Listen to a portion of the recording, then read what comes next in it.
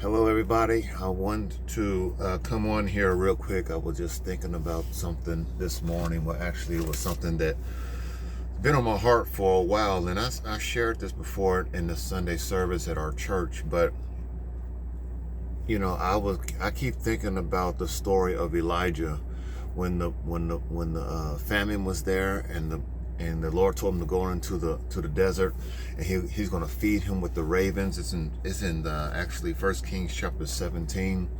Anyway, one of the things, and I guess because of what's happening next, and most of you all know that I'm closing down my building when it comes to the church, but I'm going to be doing something else. And in the story of 1 Kings chapter 17, God told Elijah to go to Ahab and tell him that it's going to be a famine. And then he told him to go into the wilderness, and there's going to be a brook, and then there's going to be ravens that's going to feed you there. And so a lot of times, this what I want to recognize is sometimes you can be following God, you can be doing exactly what he called you to do, and then he tells you to move to a place where he's going to sustain you. This is one of the things that I like to recognize, is that God is progressive. I like the fact that God doesn't just tell you one thing or place on your heart one thing and then just leave you there to figure it out. As you know, he went into the wilderness, and then the Bible said the river dried up. Now, how's the river or the brook is going to dry up? How's the brook going to dry up when God called me to go into this particular territory? And this is where I think a lot of people are confused with God. God, you told me to do this. Why is the river drying up? God, you told me to do this. How come the ravens are not coming anymore? Lord, you told me to start this business. How come this thing is not working? And how come this relationship is not working? And if you said this is you, how come this is not working?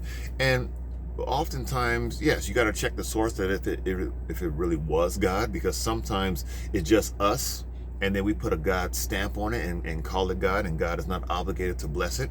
But there are some times where God has called you to do a certain thing, and it looked like it's just not working.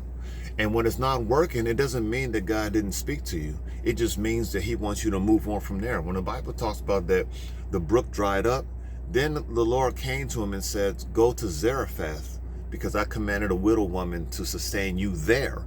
It's the same there that he told you, I want you to go to the brook. But what if Elijah would have just said, no, Lord, you told me to stay by this brook, so I'm going to just pray until something happens. I'm going to just pray, and I'm going to wait until this relationship turns around. I'm going to pray, and I'm talking about not being married. I'm talking about you dating somebody and you're showing signs. And you're going to pray until things turn around. And maybe God is saying, no, you have to move on. This business that you started, you poured your whole life into it. This ministry, you poured your whole life into it. And now God is saying, I need you to go another direction. But you're so used to the brook. No, Lord, you told me to do this, and I'm gonna stay here until you make it rain on my brook. And it's like the Lord is saying, I'm not gonna make it rain on the brook. I know you've been waiting on the ravens. I know you've been waiting on this brook to kind of refill itself, but you have to go to Zarephath, because that's where God is going to sustain you there. It's a famine. It's like a famine of the word. It's a famine of different things. Things that worked before back in 2019 or 2018, whatever. Listen, if you all don't know it yet, we already stepped into a new season. We've been praying about it. We've been talking about, oh, it's my new season. Well, sometimes you go through a season and you're like, ooh, I don't want this. But it's the season, nevertheless, that you're in. And so why fight it? If the brook has dried up, leave. If the brook has dried up and the ravens are not coming, you need to make sure you are doing what God called you to do. I'm not talking about quitting anything. I'm in a transition right now. And to be honest with you, I'm excited about the transition.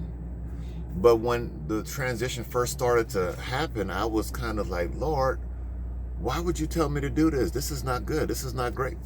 And I was thinking out my own strength. But if God allowed the brook to dry up, and it didn't surprise God, but he gives you more orders from headquarters, then you need to take that opportunity to go to Zarephath. That's where God is going to sustain you. Zarephath may not look right. I mean, if you all know the story, it was a widow woman there. She was about to eat her last meal and die. And why did God say go to that person?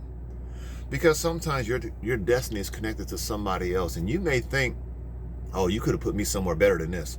No, you need to find the right partnerships that are going to help you last throughout this famine. I'm not speaking doom and gloom. I am just simply saying that if there's a shortage, if there's a certain thing, and if there's a new season, and you're not really used to it, you may need to partner up with people who you probably wouldn't have partnered up with before. But together, you're going to outlast the famine. So I don't know. The word I want to tell you all is, if the brook has dried up, and you know you've dried up, and you've done everything you can when it comes to the things of God, but that river has dried up, you have to move on. Otherwise, you're going to die waiting on something that may never come. I heard it said, sometimes a good run is better than a bad stand. You cannot stick around in a bad stand, and you can look around and see that this is not working. Sometimes a good run is better than a bad stand. So I hope this helps you today.